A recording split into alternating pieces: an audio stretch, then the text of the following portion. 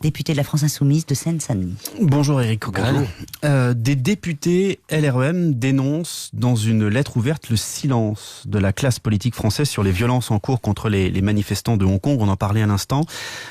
Silence de l'Élysée, mais aussi de l'opposition et notamment de la France Insoumise. C'est un conflit qui ne vous intéresse pas ? Si, bien sûr, on l'observe. Bon, et vous savez, nous, on est généralement souvent du côté des manifestants qui exigent la démocratie, qui exigent une reconnaissance des droits. Donc c'est également le cas à Hong Kong comme ailleurs. Pourquoi on ne vous a pas entendu ? Bah si, la preuve, vous m'en parlez, oui, mais avant cela. Parce que le sujet, bon, à part exiger que le gouvernement les entende, qu'est-ce que vous voulez qu'on dise d'autre par rapport à une situation sur laquelle nous n'avons pas beaucoup de moyens. Bon, on voit bien que derrière ça, en plus, il y a aussi des questions géopolitiques. C'est vrai que je n'ignore pas que, si j'ai bien compris, une secrétaire d'État américaine est intervenue sur le dossier. Or, aujourd'hui, M. Trump ne peut pas, être quelqu'un qui apparaisse comme un modèle en termes de démocratie, de paix dans le monde, etc. Donc, il y a peut-être aussi des intérêts nord-américains vis-à-vis de la Chine sur la situation particulière de Hong Kong qui rentre en jeu. Mais de toute évidence, quand des manifestants manifestent de manière aussi régulière, aussi massive, pour se faire entendre, je souhaite que ça soit le cas. Voilà. C'est étonnant, ça fait des semaines que ça dure et on ne vous a pas entendu. Bon, enfin, vous savez, il y a d'autres sujets. La preuve, vous venez de me dire en off qu'il y a longtemps qu'un député de France Insoumise n'est pas venu. Donc, vous voyez, c'est l'occasion que je réagis. Bien sûr. Alexis Corbière était là il y a 15 jours. Voilà. Donc, de manière, j'allais dire que le moins qu'on puisse dire, c'est que les députés France Insoumise ne sont pas ceux qui manquent à l'appel quand il s'agit d'être du côté de ceux qui se mobilisent pour la démocratie ou la reconnaissance de leurs droits. Alors, Éric Coquerel, des policiers sont accusés de violence chez vous, en Seine-Saint-Denis. Il y a d'abord cette interpellation musclée vendredi soir à Saint-Ouen dans le cadre d'un trafic de drogue. La scène a été filmée par des habitants. On voit un jeune à terre qui reçoit des coups au visage. L'IGPN, la police des polices, est saisie. Puis il y a une deuxième affaire, des policiers soupçonnés d'avoir frappé deux jeunes dans un hall d'immeuble. À Saint-Ouen dans les deux cas. À Saint-Ouen dans les deux cas. Ce sont des faits divers isolés ou des actes révélateurs d'un contexte politique particulier? Écoutez, moi, je suis extrêmement... Je suis pas le dernier à être très vigilant sur les violences policières, notamment dans les quartiers populaires, qui malheureusement sont fréquentes depuis des années. D'accord ? Donc... mais je suis aussi prudent sur cette affaire-là. J'attends de voir, parce que par exemple, on a des images, on ne sait pas ce qui s'est passé avant ni après. On ne sait pas pourquoi ce policier en civil se retrouve en train de se bagarrer avec un jeune et lui asséner des coups. Bon, on remarque des choses qui sont pas tolérables. C'est évident qu'un homme à terre, un policier peut pas se comporter comme un voyou en train de continuer à le frapper, comme on l'a vu. L'IGPN est saisi par le parquet. Donc il y a la justice qui saisit l'IGPN, donc des policiers. Bon, j'espère que dans cette affaire, l'IGPN agira avec plus, entre guillemets, d'indépendance qu'elle le fait dans d'autres affaires. Je l'ai contesté notamment sur le cas du jeune Steve à Nantes. Donc il faut que l'affaire avance. Bon, par contre, au-delà même de la question, alors c'est vrai que c'est deux fois dans la même journée, avec les mêmes policiers, c'est la compagnie de sécurisation et d'intervention. Au-delà de ça, il y a un contexte qui est pas bon. Pourquoi il y a un contexte qui est pas bon ? D'abord parce que, il faut le dire, les conditions de travail de la police en Seine-Saint-Denis sont difficiles. On en parlera tout à l'heure, mais vous savez qu'il y a eu un rapport Cornu-Gentil qui a été fait, transpartisan, de plusieurs députés sur la Seine-Saint-Denis, qui montre qu'il y a inégalité en tout, en termes de santé, d'éducation, mais aussi en termes de nombre de policiers par rapport à la population, par rapport à Paris. Les policiers font un travail difficile. Les conditions matérielles, humaines sont difficiles, il faut le reconnaître. Mais dans un autre, ça n'empêche pas qu'il faut rester dans des règles absolument républicaines. Les républicaines, c'est que quand vous exercez à un moment donné une violence, y compris par rapport, là on ne sait pas, vous me dites, vous m'avez parlé de trafic de drogue, c'est vrai que la cité Cordon est un haut lieu du trafic de drogue, mais c'est une source policière. Il n'y a pas de source officielle pour l'instant, donc il faut attendre. Mais quand vous le faites, il faut le faire dans un contexte qui est que vous reconnaissez les droits, y compris d'un potentiel délinquant, et vous ne pouvez pas vous comporter comme un chef de bande. Et il y a eu beaucoup de choses qui se sont passées depuis quelque temps, que nous dénonçons.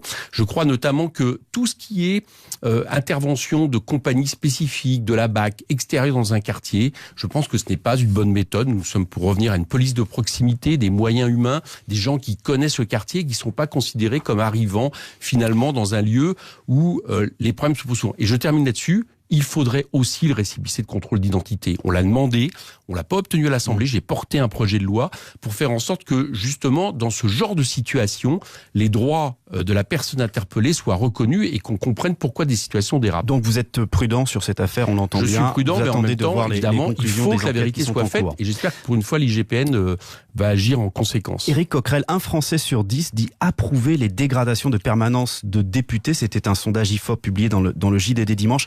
1 sur 10, ça vous surprend? Vous trouvez que c'est peu? Je trouve que c'est beaucoup. Ah d'accord, excusez-moi, je ne savais pas, 1 sur 10, c'est différent. Écoutez, je ne vais pas réagir par rapport à un sondage. Ils ne comprennent, c'est pas qu'ils comprennent, c'est qu'ils approuvent. Oui, d'accord.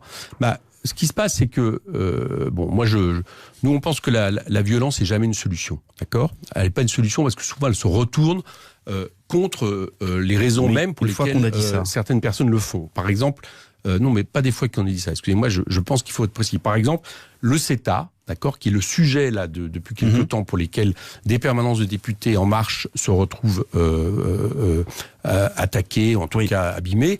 Le CETA est le sujet central. C'est un scandale que ce projet de libre-échange soit passé. D'accord. Mais on parle de démocratie, ce texte a été... On parle plus de la question des permanences des députés. A été voté. Écoutez ce que disait à votre place la semaine dernière Claire Aupetit. Elle est députée LREM de l'Eure. Sa permanence a été vandalisée plusieurs fois. Elle affirme aussi avoir reçu des menaces et elle vous accuse. Quand vous avez un groupe tel que la France Insoumise qui se permettent de dire ce que l'on a voté, ça c'est public, mais inciter quand même, en disant attends, tels députés ont voté entre autres pour le CETA, voilà leur adresse de leur permanence, voilà leur numéro de téléphone. Entre députés, ça n'était jamais arrivé. Vous avez encouragé ces dégradations? Non, évidemment jamais. On n'a jamais encouragé mais il faut que les députés En Marche arrêtent aussi à un moment donné de considérer qu'ils sont en dehors de la société. Vous savez, moi je pourrais répliquer la même chose. Il y a quelque temps, on a notre député Loïc Prudhomme, d'accord, de Gironde, qui se fait matraquer dans une manifestation alors que les policiers qui le matraquent savent qu'il est député. Bon, il n'y a pas eu une réaction de député de la majorité. Même certains de ses collègues ont estimé qu'il n'avait pas à être présent à ce moment-là. Donc, il y a un moment donné où on a, j'allais dire qu'il y a 2 poids 2 mesures. Et plus globalement, je crois qu'on ne peut pas s'intéresser seulement à l'effet, c'est-à-dire le fait de s'attaquer à des permanences. Je ne suis pas d'accord avec le fait de s'attaquer à des permanences, mais pourquoi y a-t-il une colère? Pourquoi, à un moment donné, les gens se disent ce n'est plus possible, ce n'est pas supportable? Les députés de la majorité ne s'interrogent pas une seconde sur le fait que le CETA n'a jamais été en programme de M. Macron. Les députés de la majorité s'interrogent pas une seconde. Qui était en préparation depuis longtemps, qui était appliqué provisoirement depuis 2 ans. Qui était même appliqué avant même qu'il ait été voté, depuis 2 ans, montre un problème de démocratie. Les députés de la majorité se retrouvent avec toute l'opposition, tous les syndicats agricoles, toutes les associations écologiques qui disent ce n'est pas possible de faire passer ce traité. Ils le font passer à une toute petite majorité. Je vous le rappelle, il y a eu quand même beaucoup d'abstentions. Et après, ils expliquent, on comprend pas les réactions, etc. Il y a une espèce de passage en force en permanence dans ce pays, avec des réactions en plus où souvent, justement, on envoie les policiers par rapport à des manifestants de manière, j'allais dire, inconsidérée, sans qu'il y ait eu un mot de la part des députés d'En Marche par rapport à ça. Donc, il faut comprendre le symptôme et les raisons d'être et la colère qui s'exprime, même si je le dis, je pense que ce n'est pas le bon moyen de le faire. Une autre colère, Éric Coquerel, celle des urgences. L'hôpital public traverse une crise d'une ampleur peut-être sans précédent. Un service des urgences sur 3 est en grève aujourd'hui. Que faut-il faire? Agnès Buzyn, avant l'été, avait débloqué 70 millions d'euros. Ça n'a pas suffi. Non, ça n'a pas suffi parce que, je vous rappelle une chose, c'est débloquer 70 millions, mais dans un contexte global de 1,8 milliard de baisse de l'hôpital. Mais qu'est-ce qu'on peut faire? On peut pas envoyer maintenant des infirmières et des médecins en plus, on peut pas ouvrir des lits dans les 6 mois. Il faut montrer tout de suite qu'on a compris le problème. Il faut arrêter avec ces politiques. Alors c'est pas que ce gouvernement, mais ce gouvernement l'a largement amplifié, qui sont des politiques en réalité d'austérité appliquées à l'hôpital. Ce n'est pas supportable. On avait le meilleur système de santé publique qui faisait la fierté de notre pays dans le monde il y a une quinzaine d'années. On est en train de le dégrader. Ce qui s'est passé pendant des années, c'est que souvent ça a tenu par la qualité, le dévouement du personnel qui reste important, mais celui-ci est en train de tirer la sonnette d'alarme. Il le dit notamment dans les urgentistes qui sont, j'allais dire, en dernier recours, tous ceux qui, là où c'est le plus visible, quand vous avez des lits qui manquent dans un hôpital, ça retombe sur les urgentistes et ils disent, nous on peut plus on ne le peut plus supporter. Ce gouvernement dit on met 70 millions, on n'a jamais fait autant. Donc là encore, c'est la preuve, j'allais dire, d'une espèce d'emmurement. Le fait qu'un gouvernement qui n'entend pas, il faut un grand plan d'urgence pour les hôpitaux, notamment dans les quartiers difficiles comme la Seine-Saint-Denis. Un dernier mot, Éric Coquerel, avec le recul, comment expliquez-vous votre déroute aux européennes? 6%. Jean-Luc Mélenchon avait fait 19,5% à la présidentielle.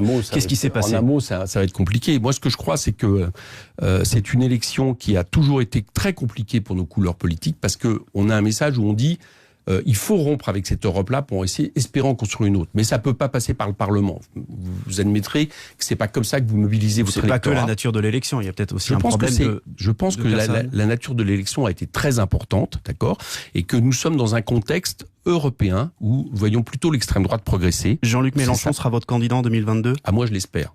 Vous l'espérez, mais il y aura une élection interne, les militants auront leur mot à dire. Là, 2022, on est loin. Là, pour l'instant, on a une université d'été qui commence la semaine prochaine, des mobilisations importantes sur ADP pour obtenir 4,7 millions de signatures pour remettre en question cette privatisation. Là aussi, ça a été un passage en force de la majorité contre toute l'opposition réunie. Vous voyez, on a pas mal de travail sur la planche avant de songer aux élections. Puis il y a les municipales aussi. Il est rentré du Mexique, Jean-Luc Mélenchon? Il est en vacances Non, il est pas seulement en vacances, il voit aussi pas mal de personnalités C'est lui qui paye son voyage ou c'est l'Assemblée? Écoutez, vous lui demanderez. Mais en tout cas, vous êtes devant moi. Je suppose que si c'est ses vacances, c'est lui, et que si à un moment donné, il a un voyage qui a un lien avec la politique, ce qui est le cas, puisqu'il a rencontré des responsables, dans ces cas-là, c'est frais d'Assemblée qui rentrent en compte. Mais vous pourrez poser la question, je n'espionne pas Jean-Luc Mélenchon. Merci beaucoup Éric Coquerel d'avoir été notre invité ce matin en direct sur RTL. Bonne journée. RTL Matin, 7h55.